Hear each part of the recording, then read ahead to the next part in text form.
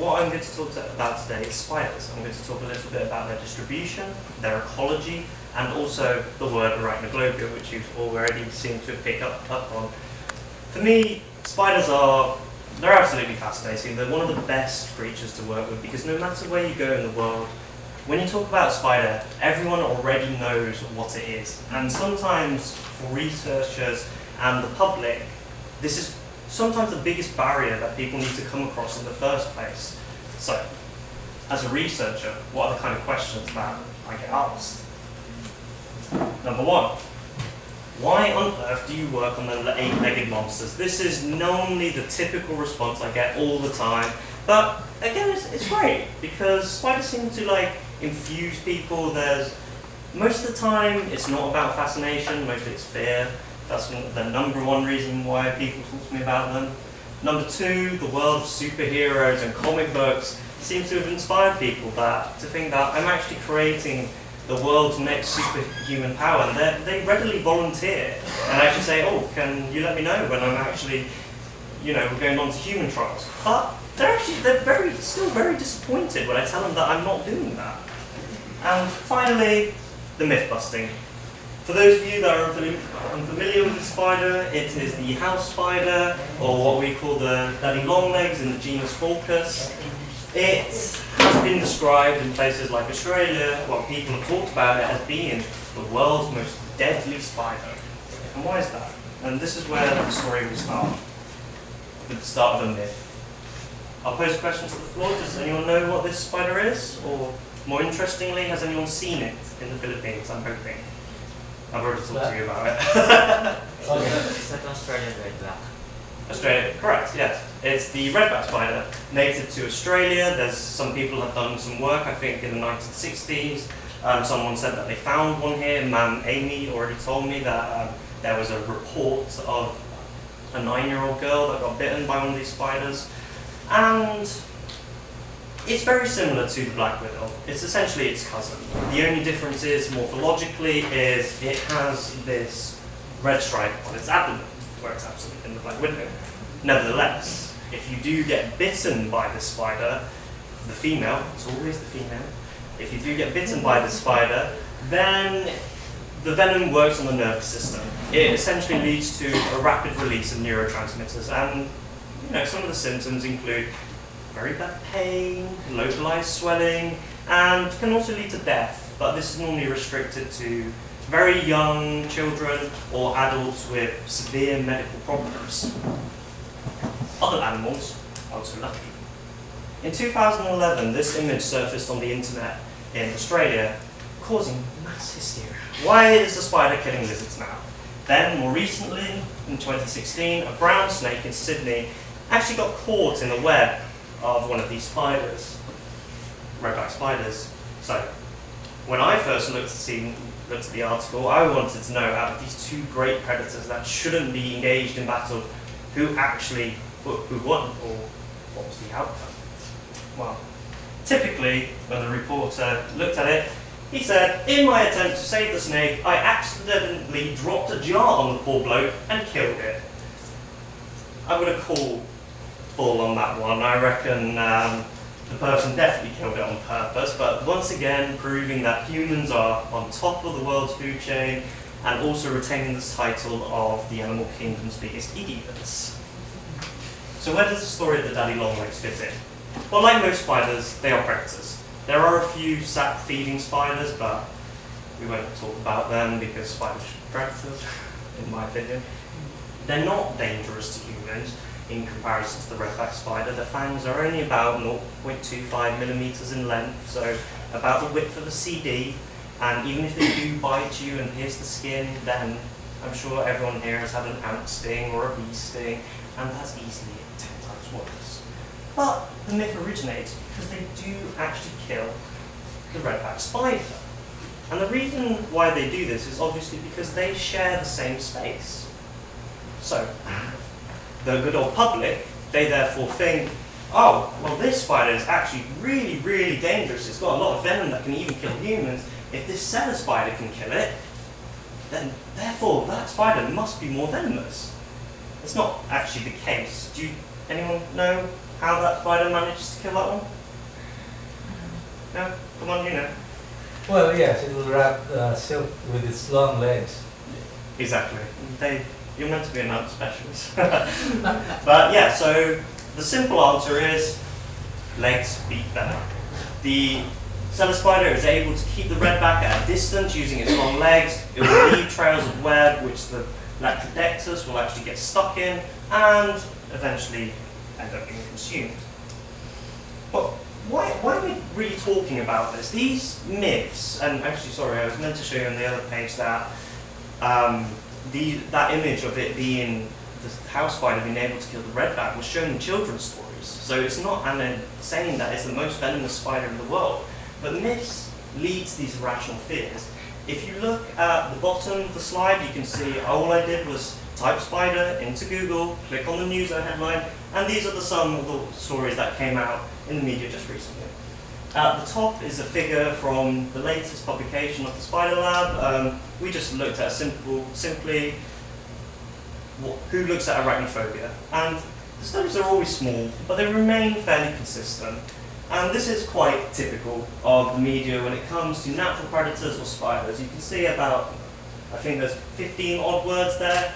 5 of them are actually really, really negative. Cannibal, killer, flesh-eating, invade. So these are the stories we have to contend with. The one on the right, it's ridiculous, but I find it quite funny.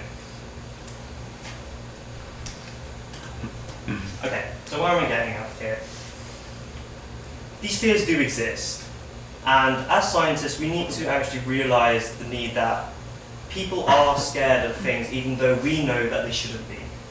Which leads me on to the point that natural predators in general don't receive the same support as, say, our pollinators.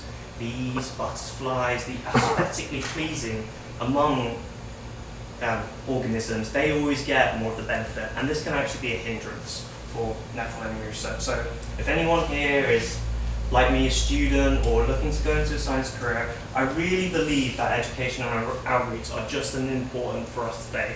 And it's actually been really refreshing being at the museum over the last week, because with the founding anniversary going on, everyone from student all the way up to curator have been involved in these projects, and like I said, it's very refreshing to see.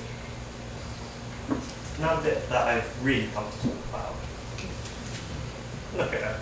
They are incredibly diverse, they fascinate me. The top left here is the gastrocantha. Ever since I started looking at spiders, it was one of my favorites. They have these protrusions that come out their abdomens, these spines. There is some debate to what they are actually for. Some people believe they're involved in sexual selection, some believe they're part of anti-predator defense, but against birds, I don't actually know. In the middle, at the top, is the saucid, known for their really large anterior eyes. There's a lot of work done on their visual systems as well as their ability to track and hunt down prey. I actually have quite a big one there if anyone wants to see it. And then on the bottom left is an arboreal tarantula. Arboreal tarantula, and the reason why, no, if you want to see any of them, it's an arboreal tarantula. I'm sorry. You're talking about arachnophobia? Yeah, exactly, that's the arachnophobia, right? Oh, you're getting a bit red, you might have been bitten by one of them black widows. At the bottom left is a arboreal tarantula. The reason why I've got it on screen is because Alan is actually getting it for research, to show as outreach. At the bottom in the middle, has anyone seen the Hawaiian happy face before? Like, even just as an image? No? Well, look at it. It's got like them anthropomorphic features, it's got like the smiley face, and unfortunately I don't get to work on it. And the one in the top right is Conica cyclosa. It actually has I have a soft spot for it in my heart, because in the UK it's actually quite rare. And on one of my first field assignments, I was lucky enough to find it. So yeah, it does have a really soft spot for me. And this is the gastrocantha that I found on Emma's field course the other day. So you can see that Can you see the spines here? So yeah, you've probably seen them all the time, don't think so. But I think so. Well, how did I actually get into spiders? I love animals is always a help. That's how I started off, and knowing that I wanted to do a career involving animals, and volunteering, internships and field courses all followed on within university and outside university time. But the majority of my research skills came from being at Nottingham. I don't know why I chose a snowy picture. Maybe to remind me that although it's beautiful, it's very cold and miserable at the moment. But this was my first opportunity to do some real research. I, like many probably other people here, I started off wanting to study mammals. You know, cute, fluffy. I wanted to look at the evolution of sociality, and when the university for some reason denied my request to bring lions and leopards into the lab, I had to start looking at other different taxa. And they're great. So a tritrophic interaction, well, what is that? Well, it's essentially an interaction between 3 different organisms. The key thing is they must be all of different trophic levels. So you've got your producer, the herbivore, and the predator. This is the cistus plant. It's part of the rock rose family. It's quite common in arid areas, and on this plant there exists a weevil. For those of you that haven't seen weevils before, they have a long appendage that's like a snout that comes out from their face, and it's in the shape of a trident. And what it uses it for is to bore into the stems and then sap out the plant. They also lay their eggs in the buds of these cistus plants, so not great for the plant. Then, as you can imagine, what the spider does, Arachnoglobia, I'm going to talk about these a little bit more in detail later. They're meant to predate the weevils, but in some of my initial experiments, I put 10 spiders in 10 separate rescue dishes with weevils, and they would rather starve. So I questioned my PI about it, but he insisted that they do it. So, the first thing we did was quantify the damage. Do the weevils damage leaves? Well, quite clearly yes. In our experiment, there were significantly more puncture holes in the leaves after 24 hours than those that didn't contain the weevils. After that, we tried to look at what the spiders did. So we had 3 different variables here. The control, one that had contained the spider and the weevils, and then the third one where we left the spider in there for 24 hours and then removed it. So it left its silk, it probably left its poop in there, and these kind of indirect cues were actually our most significant hypothesis. The lowest levels of damage occurred when there was silk present inside these mesocosms. And then moving on to my third year where I did my thesis, what I did my thesis on was ballooning. And for anyone that's new to ballooning, what spiders actually do is when they're juvenile or of small size, they will stand on their tiptoes, point their abdomen up into the sky, shoot a strand of silk out, and then the wind will just carry it on. And because of this, they're able to move around the world. So it's absolutely great when you tell an arachnophobe that spiders can also fly. It's absolutely brilliant. But when I was looking at these ballooning studies, a lot of work had been done into the abiotic factors, so temperature and wind. What are their effects on ballooning? And my results did just support that in the literature, but that's quite boring. You don't want to just say, oh yeah, I did what that guy did ages ago. So I looked at some of the biotic interactions, and in my first experiment, I put a spider in, and adjacent to it was 2 areas that didn't contain spiders. In this one, there was a spider that was adjacent to other spiders, but you can see from the results I received, there was nothing really much in it, and the same with this one actually as well, where I put a different spider to the competitor. And yeah, these didn't really work out well for me, but to be honest, there's only so much you can do in a month. So, what am I doing now? Well, annoyingly, I always get reminded that food security and biodiversity conservation, they need to kind of be in equilibrium. They need to be balanced. You can't have one and expect the other to follow. So, the argument always is if you spend a lot of money and a lot of time and resources for biodiversity conservation, food production will inevitably go down. And, well, in today's world, that's not what we need. We need the opposite. So my research, it follows three strands. I look at the traits of different spiders, namely dispersal. This moves in to their local ecosystem effect. So when spiders arrive in your environments, what do they do? And then how we can manage the land to make it a little bit more suitable for these creatures to live in. So first up, Arachnoglobia. What does it mean? Well, you won't find it in any dictionary. It was basically part of a drunk professor's ramblings when he actually tried to say arachnophobia, but said arachnoglobia. And it took off because it simply means that spiders are everywhere. Wherever you go, you'll always find them. The famous arachnologist wrote that where you sit and read these lines, a spider is probably no more than a few yards away from you. Well, I've got my petri dish, so it's definitely is a few yards away from you at the moment. But ballooning has been around for a long, long time. In Darwin's book, The Voyage of the Beagle, he regularly said that his journeys were accompanied by flying spiders just moving overhead, strands of silk, and they were like 60 kilometers off the coast of South America. So it just proves that they do get around. And originally, in one of our earlier lit reviews, I tried to look for the most extreme spiders that existed, and I found that there's studies on them in the Arctic, with Rosemary Gillespie in Hawaii on the slopes of volcanoes, and even at the high altitudes of the Himalayas. So this is a little video on ballooning and what I actually mean. So arachnophobes, look away now. This is a nest, I believe, I don't actually know the species, but it's one of the social spiders, Amelozimus, I think it is. And you can see that they are moving towards an outward migration. The best position to fly off, or they're just taking their turns. And this is quite a common occurrence when a spider egg hatches.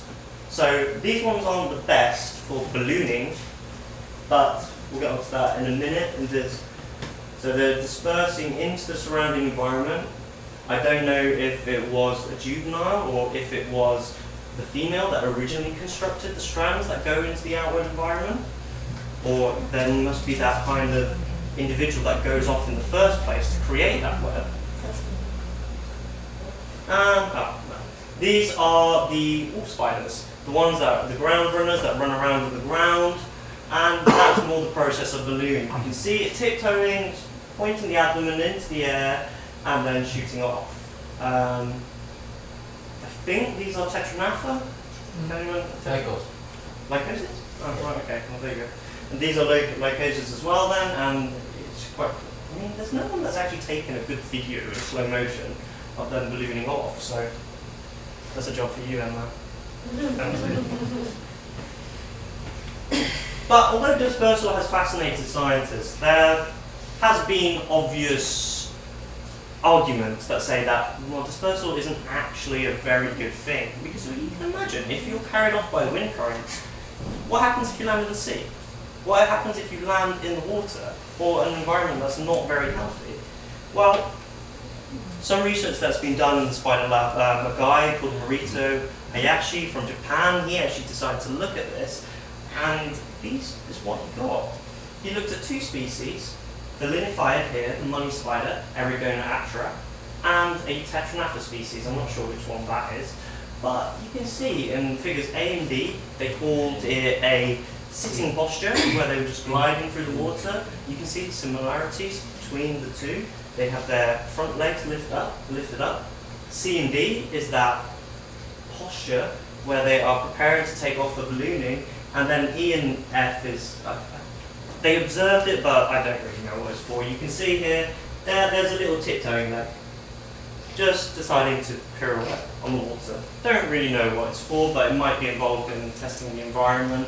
But this research has actually helped when it comes to distribution, because it shows they can stand on water. A lot of spiders don't drown, as people originally thought. So when I'm looking at dispersal, what am I doing? This picture was taken on last week with me and Emma on Tal Volcano. even though in the surrounding pleasurable views, the thing that excited me most was the presence of a cornfield, which means I can go there to do some work now. But what I really want to do is compare between these two different environments. A lot of research in Europe has specifically focused on temperate wheat. I've added the cloud and the thunder there because I don't want that. But in temperate wheat. But in tropical systems, say like the Philippines or India, not really a lot is known about the ecology of spiders. Everyone in these countries seems to work on taxonomy, which obviously is really important, but no one actually knows what these spiders do.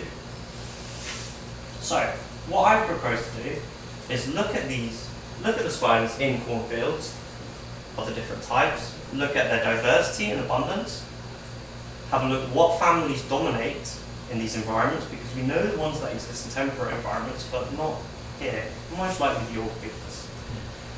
But I want to bring this idea onto you. Has anyone heard of foraging girls? People know about foraging girls. So foraging girls attempt to classify organisms that are similar into these individual classifications. So here's some examples. The sheet weavers. These are the money spiders that we just had a look at. What they do is about 1 inch above the ground is they build a small sheet web where they hang underneath, wait for prey to pass underneath, and then just dangle down onto them.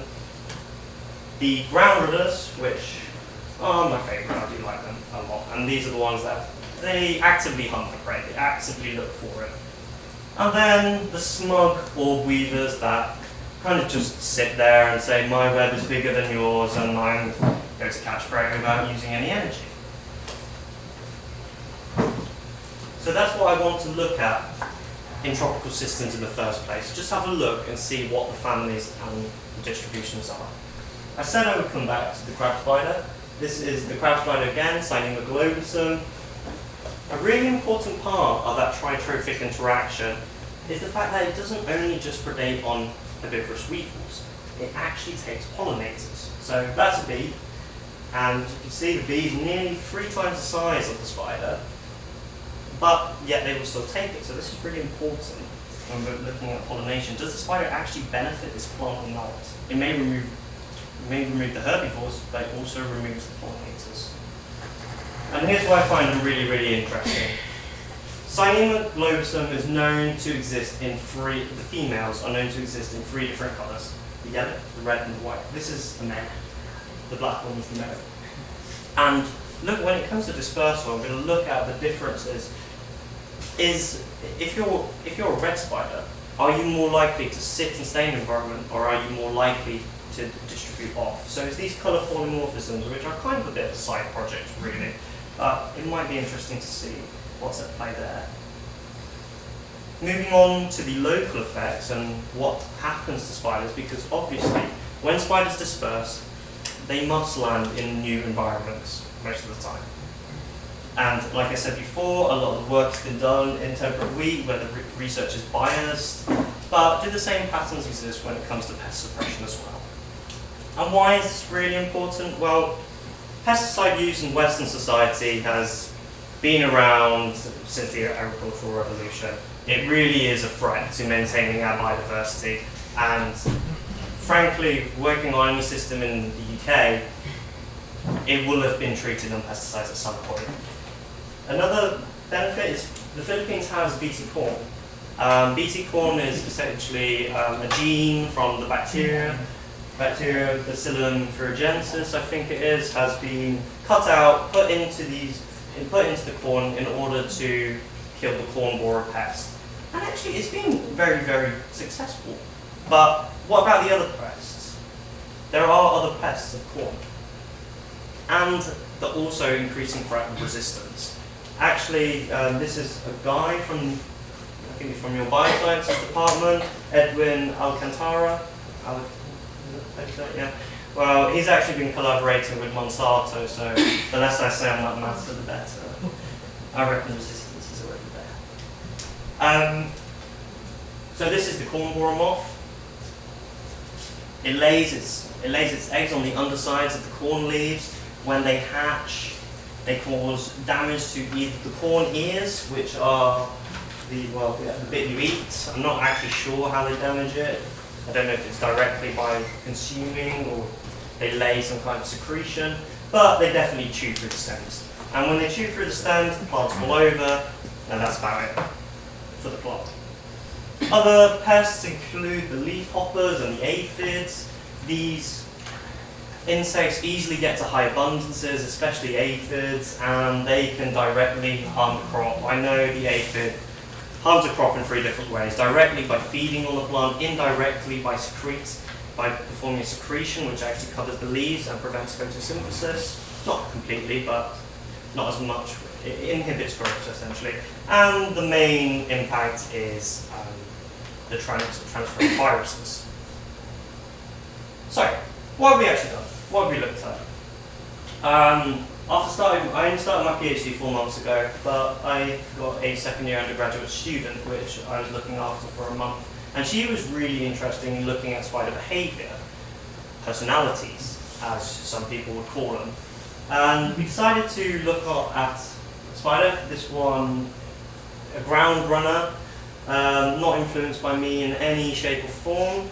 But they're actually really, really interesting. They live on the surfaces of ponds, they just skate around, and they have a brilliant name as well. They're also called pirate spiders, Pirata pyraticus. So, this is what we named. It's a very, very messy, experiment actually. The top left is, we call veracity, so that's essentially when you put a prey item into the spider, how long did it take before it took it?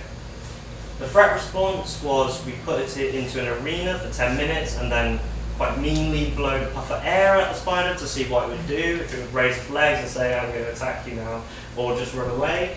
And then the environmental response was taking it from its original housing container and then putting it on polystyrene, something that the spider wouldn't be used to, shall we say, and seeing what they do.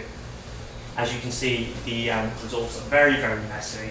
And the p-values certainly show that as well, that there was nothing really in this study. But again, more trials, better experimental design we could probably get there if we wanted to work on those spiders.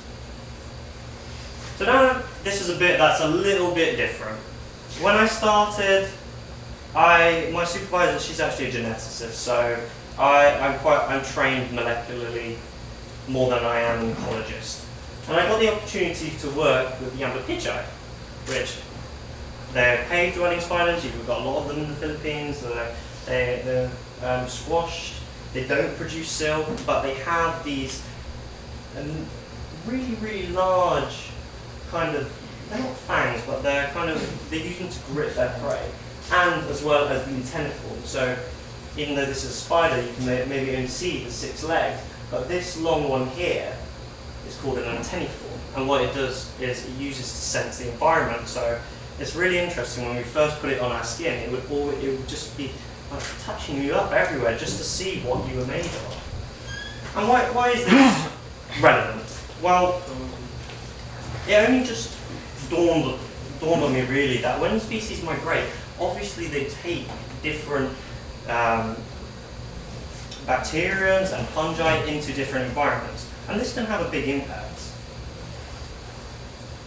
This couldn't have been timed any better. In 2016, in the main journal about spiders, someone decided to publish a lot about amblypygids. I'm not sure if you can see that from here, but it essentially says the literature does not report any information on the potential bacterial or fungal relationships. So I was sitting in my corner of the room, so I know quite a lot actually. Well, no, I don't, but I found some interesting things. Excuse me for making this look like a phylogeny. It's not meant to be a phylogeny. I didn't think about it when I made the slides. So what did we find in it? We found penicillin, likely just to be an environmental contaminant. We didn't find any on the wild individuals, so after people had handled them, and so, for example, the breeders, that's probably where they actually came from. Cladosporium, it's a mold of some sort. We're quite unsure if it actually has any relationship with the amblypygid at the moment. But then we found cordyceps. And for anyone that knows what cordyceps is, it really hijacks the system of any kind of arthropod, and it will essentially grow from the inside out. And there's some pretty gruesome photos. So on the top left, this is actually a tarantula infected with cordyceps. That's a parasitic wasp, and that is one of the ant species. So the fungi will actually grow from the inside through the exoskeleton and then burst, destroying any kind of arthropod. And it's very, very common. It's actually used as a control of certain pest species. The final aspect of my research study was to look at landscape management. And that's essentially what can we do to the environment to make it better for natural enemies. A lot of people have concentrated on these hedgerows, or edge effects as people call them. But even though these edge effects are there, and don't get me wrong, they are incredibly beneficial to bringing in diversity and abundance of all kinds of taxa, it doesn't actually mean they go into the crops. So what's the point in having these adjacent fields when you can't actually measure their spillover effect? So well, I'd call him a good friend. I don't know if he'd call me a good friend, but Frank Samu from the Czech Republic, what he did was create artificial islands within these crops, and he called them semi-natural grassland islands. But he worked on butterflies. And in these fields, where the semi-natural grasslands were, they showed that Lepidoptera assemblages, or butterfly assemblages, they absolutely flourished. There was so many of them all around. So why can't this be applied to spiders? It'd be perfectly easy to do it. And after talking to Mum Amy, she actually suggested that using marigolds here are actually the common weed that farmers actually remove because of the competition with the corn or any other crop, to be honest with you. But they may actually provide some kind of biological control if they were placed. So why the Philippines? Well, my mum, a lot of you probably heard this story now, but my mum's from Mindanao. I've been to the Philippines 8 times. If I actually add it all up, I've probably been in the Philippines for about 2 years of my life. I spent grade 4 in school here, and apart from that, the agricultural systems of the Philippines are actually very, very diverse. You have these large-scale corporations that probably are quite similar to the UK. They employ pesticides everywhere. But if you go talk to some of your local farmers, they probably don't use pesticides in such huge amounts. So you've naturally got that comparison that you can make. Once again, I want to get some data for tropical ecosystems because, quite frankly, I'm quite sick of reading about temperate wheat and then finishing the sentence off with, we would love to apply this in other countries of the world, but we have no data from tropical systems.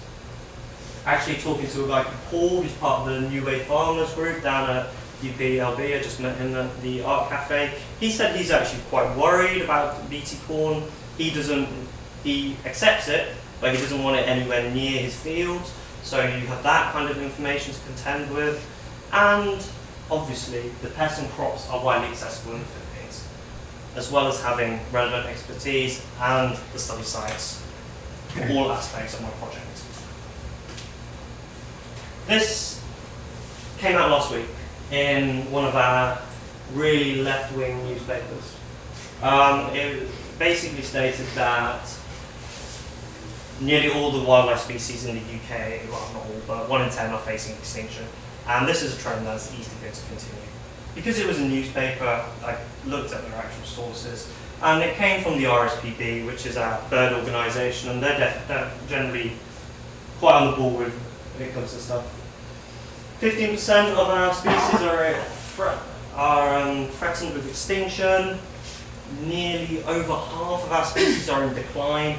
And this was the big but of them all, is agriculture. 75% of our land is actually used for agriculture in these kind of monoculture regimes where pesticides are employed. So, hopefully you're not suffering about deja vu, but going back to the questions that I first started with, I've talked about how myths and other stuff have led to this kind of, people don't want to talk about natural enemies or suggesting there are better alternatives. What I really want to try and do is change people's questions when they think about spiders. So, in the first part of my first part of my thesis, I'm talking about dispersal. I want to see if the tropical environments of the Philippines responded the same way as the temperate environments. Actually be used in these costly external inputs, which, you know, the fertilizers, the insecticides, because they are essentially damaging our ecosystems. And really challenge that first question. It's like, well, why do these things actually need to be balanced? If you look after the environment, surely the resources that come from it will be enough for what we need. Before I finish, I just want to thank people from my lab, my supervisor Sarah. Jonas is the guy. He's German, but he's working in Australia at the moment. He's working on the whip scorpion stuff. And of course, people at the university, specifically Sir JC and Sir Flor, for providing me with this opportunity.